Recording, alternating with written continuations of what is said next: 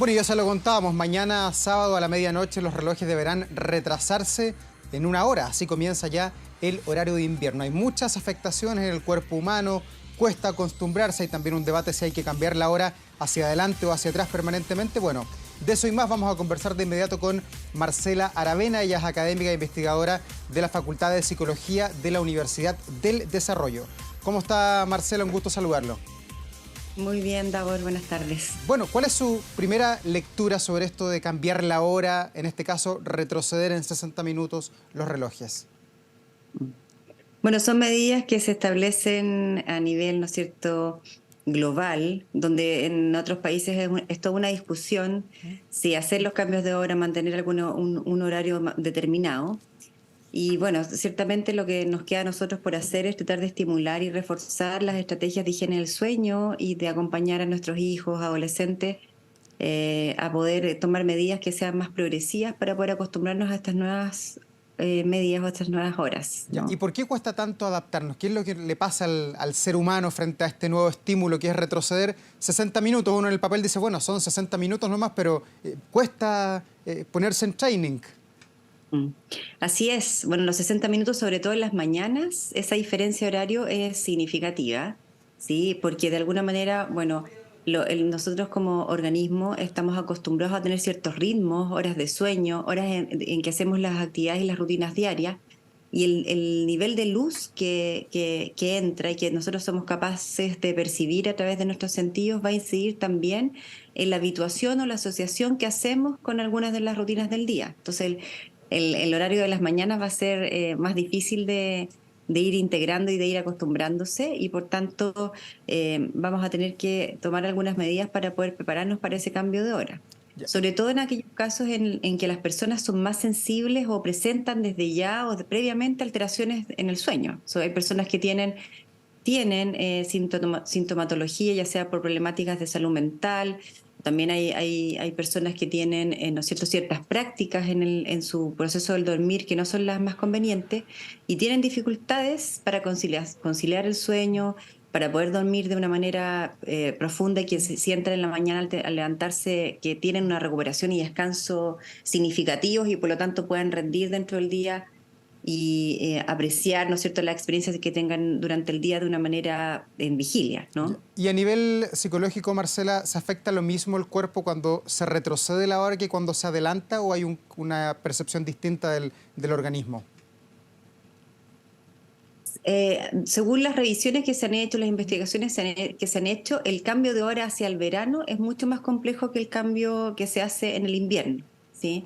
En nuestro horario. Por eso es que algunos países deciden tratar de mantener el horario más estable del invierno, a propósito de que dentro del día, cuando tenemos que aprovechar las horas del día para estar concentrados, para poder rendir, para hacer nuestras actividades, para trabajar, para ir al colegio, la luz nos mantiene con un estado mejor de alerta y facilita la concentración. Entonces, desde ahí, ese cambio horario, el del verano, cuesta más. Ya. Y en este caso en que tenemos que retroceder a contar del lunes, ¿usted qué aconseja? No sé, levantarse y prender todas las luces de la casa como si fueran las 4 de la tarde o piolita, una lamparita pequeña de 30 watts nomás. Bueno, idealmente, que el ideal es muchas veces distinto a nuestra realidad y nuestras posibilidades, pero idealmente, sobre todo en el caso de los niños y de los adolescentes, tratar de comenzar a cambiar paulatinamente y progresivamente las rutinas. Adelantar, por ejemplo, diariamente 15 minutos, adelantar 15 minutos la hora de cenar, adelantar, ¿no es cierto?, ir como regulando los tiempos hacia esa hora, esos 60 minutos que se van a modificar. ¿Sí? Entonces, hoy día, ahora, en estos tiempos, por ejemplo, muchos se están levantando con poca luz en la oscuridad, y eso también está provocando como la sensación como de cansancio. También tiene repercusiones en el organismo. Entonces, de alguna manera yo creo que se puede conversar en familia y consensuar los horarios de acostarse, los horarios de cenar, y también hacerlo como grupo familiar y no solo con ellos, ¿no? Que también es algo que ayuda, porque si lo hace uno como grupalmente es más fácil que todos sigan esas pautas y esas líneas. y por tanto, y conocer también quiénes son los que hay a veces miembros de la familia que son los que más les cuesta levantar o los que más cansados están. Entonces, ir viendo con cada uno de ellos cómo armar los ritmos y los momentos en que se levanta uno y otro y hacer una decisión como compartida y con sentido. Entonces, uno de los argumentos que más les hace sentido a ellos tiene que ver con el ahorro de energía, ¿no? Cómo hacer un esfuerzo para poder ahorrar energía y poder disfrutar con las horas del día esa mayor efectividad o capacidad de concentración que tenemos. Marcela, y con los niños, que ustedes decía son uno de los grupos más afectados, ¿cómo se puede entablar esa conversación para explicarle que esto pasa 2 veces al año, que el reloj va para atrás, quizás hay que tomarlos en brazos y decirle a ellos mismos que muevan el reloj? ¿Qué consejo nos daría usted? Es una muy buena idea, Davor, la que tú das, y es como la habitual que utilizan los papás para poder explicar de una manera concreta, gráfica, aprovechar además de mostrar cómo van avanzando las horas del reloj, explicarles cómo funciona, y de manera concreta, o a lo mejor a través de un dibujo, mostrarles qué va a ser lo que va a suceder y cómo vamos a retrasar una hora y lo que va a significar al día siguiente para que ellos tengan más claro y más concreto lo que va a suceder, pero junto con eso acerca de lo que va a pasar es mostrarles el sentido y cuáles pueden ser los beneficios para todos de este cambio que se va a hacer de hora. ¿Y entre los adultos es más fácil conversar, o usted, mejor dicho, recomendaría que entre los adultos también conversemos el tema como para ir adaptando un poco la cabeza de que algo viene? Mm.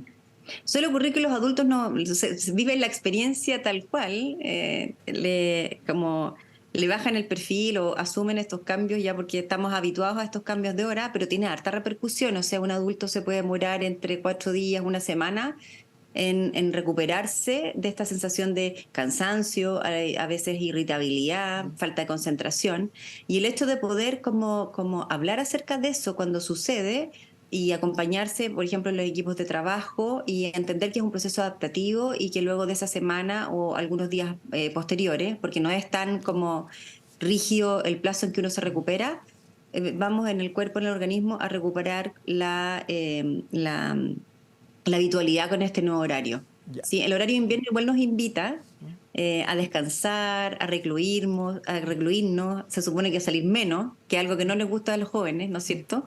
A propósito ¿no es cierto?, de las horas en la noche. Así que bueno, son experiencias bien subjetivas y personales, pero sí es importante canalizarlas y conversarlas para poder sentirse acompañado en la experiencia. Ya. Le voy a preguntar algo que es difícil, Marcela, pero ¿usted qué recomendaría hacer con el celular el sábado en la noche? Que cuesta tanto soltarlo, cuesta tanto apagarlo. ¿Cuánto rato antes hay que desconectarse de las pantallas para quedar bien enrielado con este cambio de hora? Bueno, eso va a depender bueno, a veces el apagar el celular para algunas personas que tienen una conducta muy permanente de uso del celular puede ser más ansiógeno que reparador. Entonces va a depender del tipo de uso que tenga esa persona y la ansiedad que le provoque estar con el celular apagado. Entonces, ahora lo recomendable es por lo menos estar 1 hora desconectado del celular, ojalá 2 horas desconectado del celular antes de acostarse. Pero como te digo, Davor, no hay reglas que sean rígidas porque eso depende del tipo de consumo, de los niveles de ansiedad que experimenta esa persona. Entonces, es una decisión que es importante tomar la conciencia y ir probando, midiéndose. ¿Cuánto de eso hay personas que a lo mejor pueden necesitar menos? Bueno, y también no es solamente el celular el que nos complica, la televisión nos complica, ¿no es cierto? Los niveles de luz, ojalá ir disminuyendo paulatinamente los niveles de exposición de luz, ir haciendo, ¿no es cierto?, como una rutina al sueño relativamente similar, al menos de lunes a viernes, de lunes a jueves, para que el cuerpo se habitúe. ¿Sí? Entonces hay un conjunto de medidas que hay que tomar y no es solo apagar o no apagar el celular. Marcela, ¿y qué pasa en Magallanes, donde no hay cambio de hora, pero también es parte del territorio nacional? Allí la vida continúa, pero yo siendo magallánico se lo pregunto porque escucho las percepciones de la gente como que se siente que queda desconectada del resto de Chile para llamar por teléfono, para ver las noticias, para ver la telenovela, para contactarse con los hijos. ¿Qué pasa? ¿Qué le puede recomendar usted a la gente que vive allá? Así, bueno, es cierto que a propósito de los cambios de hora y de estas medidas que se toman, pueden las personas sentirse más desconectadas y en realidad la solución pasa, no sé si es una solución, pero la adaptación pasa por tener como criterios más flexibles y todos sabemos con quiénes nos podemos conectar más tardíamente o menos tardíamente y por lo tanto ir buscando espacios de interacción o de socialización con otros personales donde podamos tener cierta flexibilidad y podamos tener esa conexión más allá de estas diferencias que son más, como tú la mencionas. O sea, acostarse el sábado tempranito, dice usted. O asumir, no acostarse temprano y asumir las consecuencias que puede tener para nosotros, pero siendo conscientes e informados acerca de las decisiones que tomamos, que también es parte de los procesos humanos y de adaptación que tenemos que tener. Sí, Algunos nos va a costar mucho más, así que cada uno se conoce y puede tomar las medidas necesarias para aquello. sí, yo lo escuchaba a usted y bueno, a lo largo de los años he escuchado a tantos especialistas, doctores, psicólogos, neurólogos que nos entregan consejos y después cuando llega la hora de, pucha, que cuesta seguir las recomendaciones. Así es, así que no está mal también entender que podemos tomar decisiones que a lo mejor en el momento no son las recomendables, pero bueno, hay que asumir las consecuencias y ver cómo uno se recupera y hacer un plan de acción post a lo mejor esas decisiones. Marcela Aravena, académica investigadora de la Facultad de Psicología de la Universidad del Desarrollo, muchas gracias por conversar hasta ahora con nosotros y ojalá que nos vaya a todos bien mañana a las 12 cuando tengamos que echar las perillas hacia atrás. Sí. Que estés muy bien, Daor. Chao, que Buenas esté muy tardes. bien.